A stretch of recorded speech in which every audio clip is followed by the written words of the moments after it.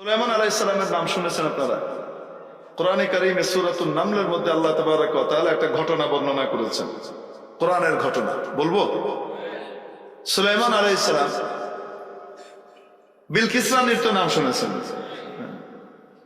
বিলকিস রানী সুলাইমান আলাইহিস সালামের রাজত্বের আওতার ভিতরে, কারণ আল্লাহ তাআলা সুলাইমান আলাইহিস সালামকে বাদশাহী দিয়েছিলেন গোটা পৃথিবীর। শুধু মানুষের উপরে রাজত্ব না, জিন, মানুষ, পশু, পাখি যা আছে সবকিছুর রাজত্ব আল্লাহ তাআলা কাকে দিয়েছিলেন?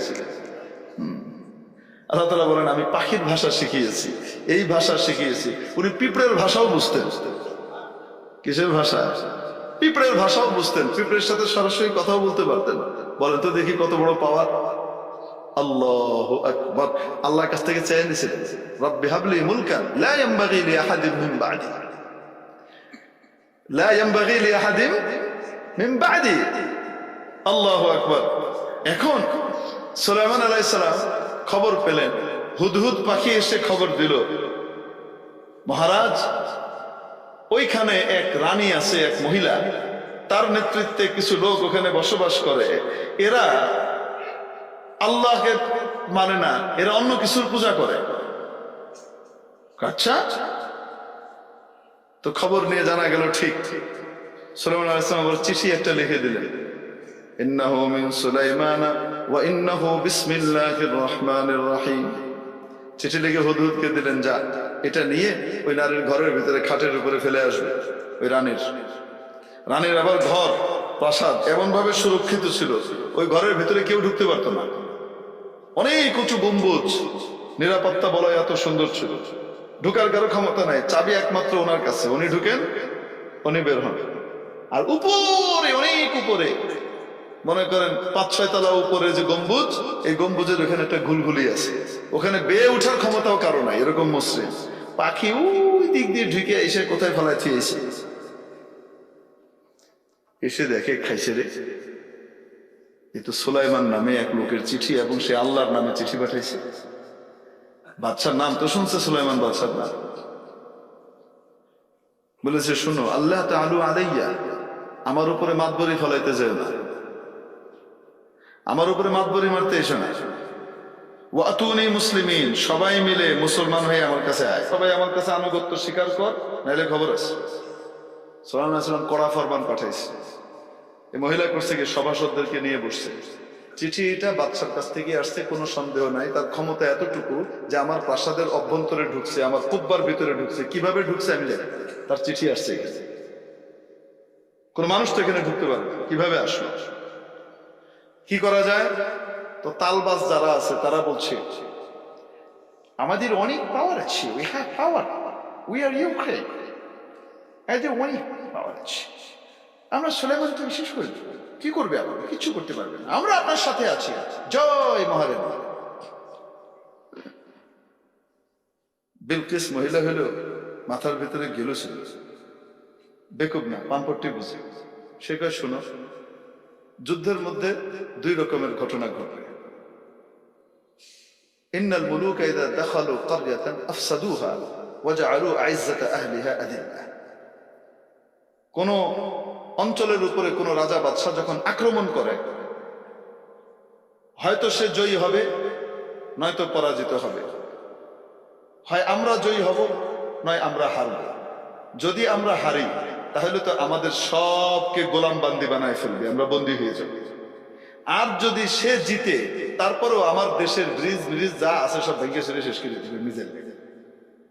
কয় না কেন? হামলা করলে উভয়ভাবে ক্ষতি। এক কাজ করি, দেখো একটু সন্ধি টন্ধি করা যায় কিনা। তো কি করা যায়? এক টিম রেডি করে টাকা পয়সা, বিপুল পরিমাণ টাকা পয়সা, সোনা দানা, হীরা জহরত দিয়ে পাঠাইছে। সুলাইমানকে দেখায় কি করবে? সন্ধি করবে, যে আমরা শত্রুতা চাই না, আমরা বন্ধুত্ব চাই। এই জেলেনস্কির চেয়ে বুদ্ধি ছিল ওই মহিলার মাথায় বেশি। মাজনুন হাদার রাজুল ইউদাম্মির বালাদা নাফসি, পাগল একটা। এই যে জেলেনস্কির চাইতো মাথায় কি ছিল, বুদ্ধি কম বেশি একটু বেশি ছিল। পাঠাইছে টাকা পয়সা দিয়ে, কাকে? লাইন করার জন্য। সুলাইমান আলাইহিস সালাম কি টাকা পয়সার জন্য বাদশাহী করে না ওনার জন্য? ওনার গোলামি পৃথিবীতে প্রতিষ্ঠিত হবে। জমিনের মালিক যিনি, আইন চলবে তার। জমিনের মালিকানা যার, আইন চলবে তার। এটা হলো সুলাইমান আলাইহিস সালামের নীতি, এটাই বুদ্ধিমানের নীতি। ঠিক কি ঠিক? হ্যাঁ।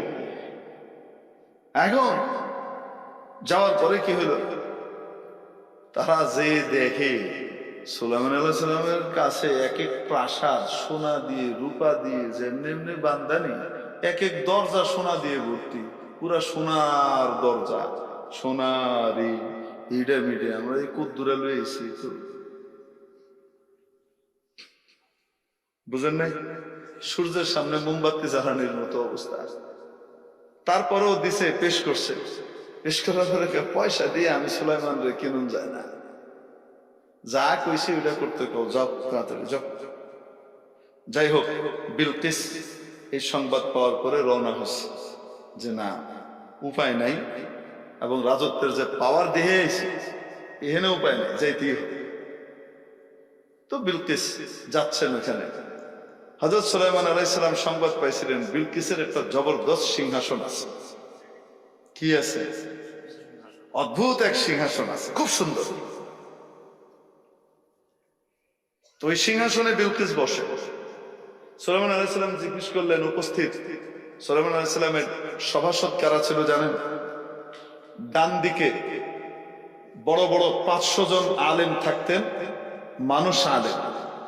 বাম দিকে 500 জন বড় বড় আলেম থাকতেন জিনদের মধ্যে, বড় বড় আলেম, যারা জাবুরের বড় আলেম ছিলেন। হযরত সুলাইমান আলাইহিস সালাম কোন কিতাবের ফলোয়ার ছিলেন? ওনার আব্বা হযরত দাউদের কাছে যে জাবুর নাজিল হয়েছিল সেটার ফলোয়ার ছিলেন। এক পাশে 500 জন বড় বড় আলেম মানুষ জাতির মধ্যে, আরেক পাশে 500 জন বড় বড় আলেম কোন জাতির? এইভাবে ওনার সভাসদ সাজানো ছিল। চোর, গুন্ডা, বদমাইশ, আর আপনার কি খায় সুইস ব্যাংকে পয়সা পাচারকারী না। আল্লাহ হেফাজত করেন বলে আমি টাকলা মুকলা না। যাই হোক, এখন হযরত সুলাইমান আলাইহিস সালাম বলতেছেন আইয়ুকুম ইয়াতিনি বিআরশিহা, সে আমার কাছে আসার আগে, ক্বাবলা ইয়াতুনি মুসলিমিন, ওরা আমার কাছে এসে পৌঁছাবে, আনুগত্য স্বীকার করার আগে আমি চাই তার সিংহাসনটা এখানে নিয়ে আসা হোক, আমার পাশে তার সিংহাসনটা বসানো হোক, সে যেন এসে দেখতে পারে যে সে আসার আগেই তার সিংহাসন চলে এসেছে। কে আনতে পারবে তোমাদের মধ্যে? জিনদের মধ্যে একজন বড় আলিম, বহুত শক্তিশালী, যেটাকে আমরা দৈত্য বলি না, পালোয়ান, এরকম একজন আলিমও আবার বাস্তাতান ফিল ইলমি ওয়াল জিসম, এরকম একজন পালোয়ান উঠে দাঁড়াইছে। উনি বলতেছেন আনা আতিকা বিহি, বাদশা নামদার, আমি নিয়ে আসছি। হযরত সুলাইমান আলাইহিস সালাম জিজ্ঞেস করলেন সময় কতক্ষণ লাগবে? কতক্ষণ সময় লাগবে? It's very easy for me, এটা কোনো কঠিন জিনিস না। ক্বাবলা আন তাকুমা মিন মাকামিক, আপনি যে সিংহাসনে বসে আছেন এখান থেকে উঠে দাঁড়াতে যতটুকু সময় লাগে তার আগে। আল্লাহু আকবার, কয়েক হাজার মাইল দূরে থেকে সিংহাসন আসবে এখানে, সময় কতটুকু? আপনি বসা থেকে উঠে দাঁড়াবেন তার আগেই চলে আসবে। সুলাইমান আলাইহিস সালাম বলেন না, চলবে না, আরো তাড়াতাড়ি লাগবে। এবং সে জিন বলতেছিল ওয়াইন্নী আলাইহি লাকাউইয়্যুন আমিন, আমি এটা করতে বড় শক্তিশালী এবং বিশ্বস্ত, আমি যা বলি তা করে দেখাতে পারি। বুঝতে পেরেছেন? قال الذي عنده علم من الكتاب أنا آتيك به,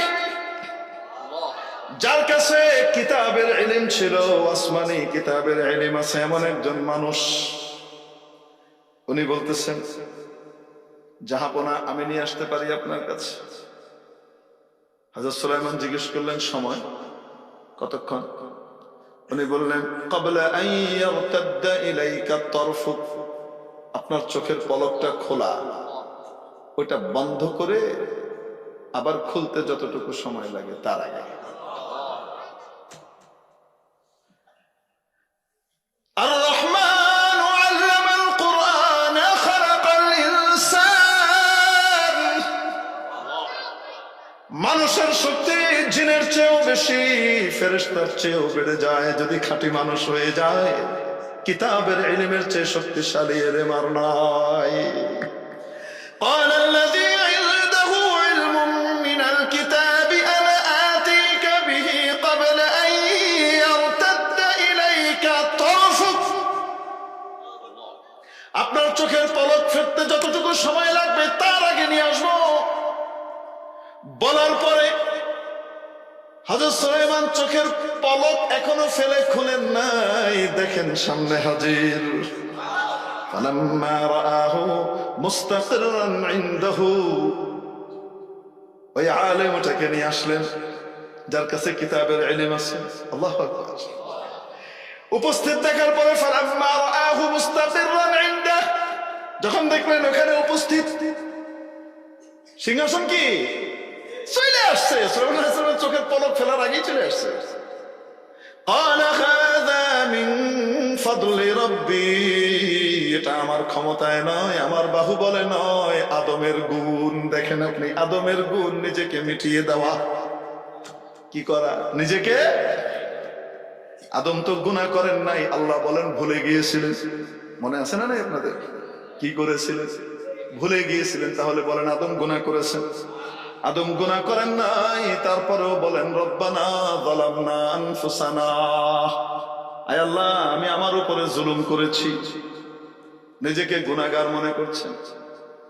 তাহলে গুনাহ করাটাই জুলুম, ঠিক কি ঠিক না? জুলুম ছাড়তে রাজি আছি তো ইনশাআল্লাহ? আল্লাহ কবুল করেন। এখন আদম আলাইহিস সালাম বিনয়ে নিজেকে শেষ করে দিয়েছেন। সবচেয়ে সেরা সৃষ্টি হওয়ার পরেও আল্লাহ তাআলার সামনে কেঁদেছেন একটা ভুলের কারণে। কিসের কারণে? ভুলকে গুনাহ বলতেছেন, আর গুনাহ বলে কেঁদে যাচ্ছেন। কেঁদে যাচ্ছেন একদিন, 2 দিন, 3 দিন নয়, 1 বছর, 2 বছর নয়, হাদিসে আছে 350 বছর। নিজেকে মিটিয়ে দেওয়া, নিজেকে মিটিয়ে দেওয়া মানুষের গুণ। এই মানুষ, এই আলেম এত বড় ক্ষমতার অধিকারী, চোখের পলকে হাজার মাইল, কয়েক হাজার মাইল দূর থেকে সিংহাসন এনে সামনে উপস্থিত করে দিয়েছে। তারপরে কি বলে? হাযা মিন ফাদলি রাব্বি, এটা আমার রবের অনুগ্রহ, আমার কোনো ক্ষমতা নয়। কারণ লিয়াবলুয়ানি আশকুরু আম আকফুর, উনি পরীক্ষা নিচ্ছেন আমার, যে আমি কি ওনার শুকরগুজার বান্দা হই নাকি নাফরমান হই। মেরে মুআজ্জাজ হাজিরিন, জবুরের ইলমের যদি এত পাওয়ার হয়ে থাকে, সর্বশ্রেষ্ঠ কিতাব, সর্বশ্রেষ্ঠ নবীর কাছে যেটা নাজিল হয়েছে কোরআন, যে কোরআন কিয়ামত পর্যন্ত এক অক্ষর পরিবর্তন কোনোদিন করা যাবে না, হবে না, ঠিক কি ঠিক না? অন্যান্য কিতাবের ব্যাপারে আল্লাহ এই ঘোষণা দেন নাই, কোরআনের ব্যাপারে দিয়েছেন। সেই কোরআনের ইলম যার কাছে থাকবে, বলেন দেখি, তার শক্তি, তার মর্যাদা ফেরেশতার চেয়েও উপরে উঠে যায়, ঠিক কিনা? এজন্যই নবী পাক সাল্লাল্লাহু আলাইহি ওয়াসাল্লাম বলেন, খায়রুকুম, তোমাদের মধ্যে সবচেয়ে সেরা ওই ব্যক্তি, মান তাআল্লামাল কুরআন ওয়া আল্লামাহু, যে ব্যক্তি নিজে কোরআন শিখে এবং অন্যকে শিখায়। অর্থাৎ কোরআন অনুযায়ী কোরআন শিখে আমল করে এবং অন্যকেও কোরআন শিখায়, আমল শিখায়।